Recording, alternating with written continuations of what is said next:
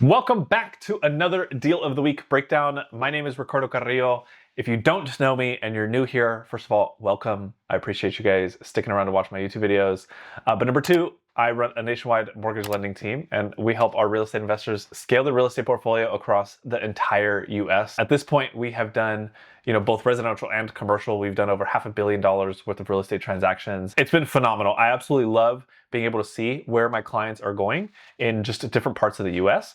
Not only for myself, obviously in my own investing, that tremendously helps me out because I get to see like what properties people are buying, what their kind of numbers look like, and what deals are making sense. But because I get to do videos like this, so I can give you guys recommendations on what locations to purchase in, and it just allows for you guys to not only save more money, think more strategically, understand different loan programs, and understand how to scale your real estate portfolio as quickly as possible. In this video, I want to talk about a client of ours who purchased a short-term rental in Atlanta, utilizing one of my favorite strategies, where we get the seller to pay for a huge amount of the negotiations of your closing costs. And what does this do? The biggest thing is that it helps you limit your out-of-pocket costs, so we can save you more money, and you can take that money, either pay off some debts, or utilize it to qualify for more properties. My goal really in any time I'm structuring a client's financial profile and their situation and providing recommendations, it's to look at it from a standpoint of, okay, well, what am I trying to do here? And so like, if the goal is I want to purchase more short-term rentals, I want to take advantage of tax loopholes, I want to save more money upfront every single year, like, well, okay, what are the strategies that are actually going to do that when you're purchasing a property, right? Because I myself have purchased properties where I spent way too much money, more money than I needed to. Specifically on one of my condos that I have in Miami, Florida, I ended up putting almost 30% down when I purchased that property, and I ended up leaving so much more capital in that deal than I really needed to. And so what I always like to come at it from the standpoint of is how can we save more money when we're getting into the negotiations? And so for this client, that actually started when we were looking for the property. So we were already looking for a property that had spent at least 15 days on the market. It had already been posted. It doesn't have any listings of saying, hey, this is when we want offers. And this allows for you to know that this client wants to negotiate more. So on the seller side, in this situation, it was like, okay, well, it does make sense. Let's just already go in and ask for money back towards closing costs so that we can save more money upfront. Jumping right into the specifics, we ended up using a conventional style loan for this client, and it's with one of my favorite loan structures, and it's anytime somebody wants to purchase a short-term rental. If I have a client that comes to me and says they want to purchase either a medium-term rental or a short-term rental, which is, short-term rentals are properties that you rent out every single day. Medium-term rentals are properties that you're renting out by a month or 2 months or 3 months. You might do like Furnished Finder, a website like Furnished Finder, or you might do like nurses. I have a lot of travel nurses that are clients of mine that will do things like that. And so it essentially allows for you to just purchase a property where you're renting it for a short amount of time. So that's anything that's not a 12-month lease. I always recommend we use this loan program. It allows for you to do a 10% down program. And so it's labeled a second home, or that's how we call it, as a second home loan, but it's under conventional financing, and it lets us do a minimum of a 10% down payment. This property was in Atlanta, Georgia. It sits on 1.9 acres. It's massive. Georgia has properties with huge amounts of acreage, and this was a pretty big property too. It was 5,500 square feet. It was a single family home, as most Airbnbs end up being. And if you're searching for properties and you want to buy a short-term rental, like, your criteria should also be organized on Zillow as a single family. It's the easiest way. And this loan program also, when you're trying to do 10% down, it requires you to have to be at buying a single family. So that's the part that's important here. It sat on the market for 27 days. It was a 5-bedroom, 5-bathroom house. It's huge. And with that acreage, they honestly have a lot of ability to even do like amenities, things of that nature. So the property actually ended up overappraising. It ended up overappraising for over 10 grand. So purchase price was $735K.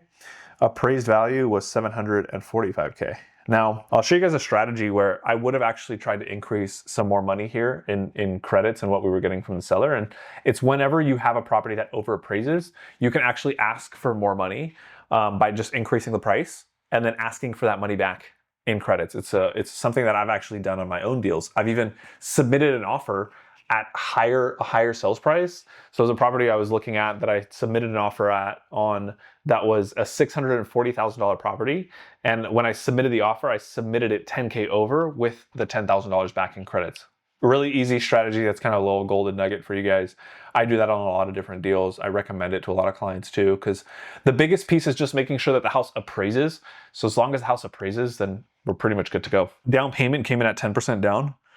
So we were at 10% down. That puts us at $73,500. Was us coming in at a 6.99, which is actually phenomenal for when we were getting the interest rates during this time, the time that we did this deal. It was a 30-year fixed loan. Principal and interest came in at $4,396 with 53 cents. Pretty hefty payment. $186 a month for homeowners insurance. Property taxes came in at $1,100 with $12.93.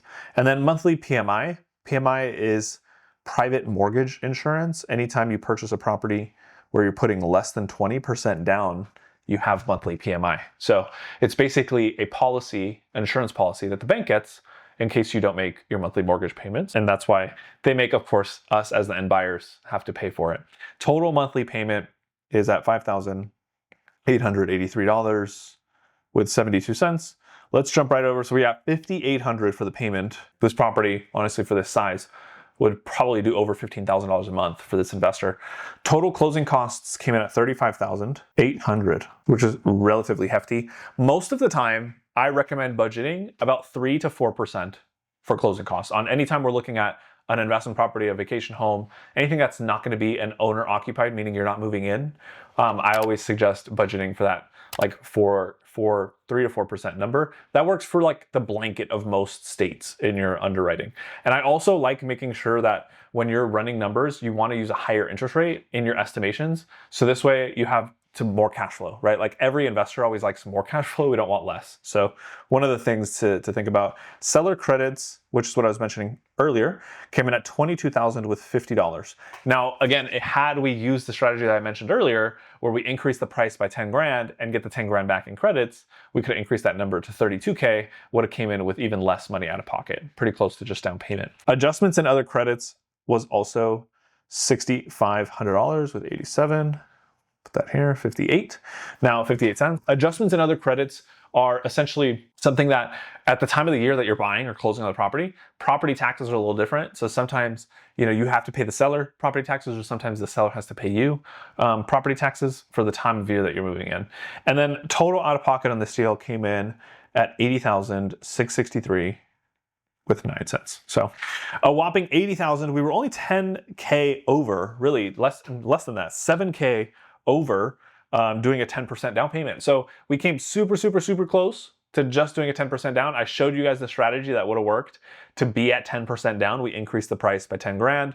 We get that 10K back. We would have made this $70,000 out of pocket cost instead, and we would have been under the 10% number. So there's just a strategy that works in every different way. As these things start to come up in real time, my team and I, we make those recommendations. These are the things that I'm looking at that, anytime you can walk into a Chase bank, you can work with a loan officer that works at a Chase bank, and nothing against them. I used to work for Chase. For those of you who know me, it was a situation where you just don't offer different products. You don't have expertise in structuring deals, and that's honestly my favorite part. So I hope you guys enjoyed this deal of the week breakdown. I was just wanting to give you guys my thought process behind how I would have structured this deal, and really my thought process behind when we were structuring the deal, how I made those recommendations to the client, and really what made more sense. So if you guys haven't watched my other deal of the week videos, you should. We'll put them up here and here. You guys can check them out there.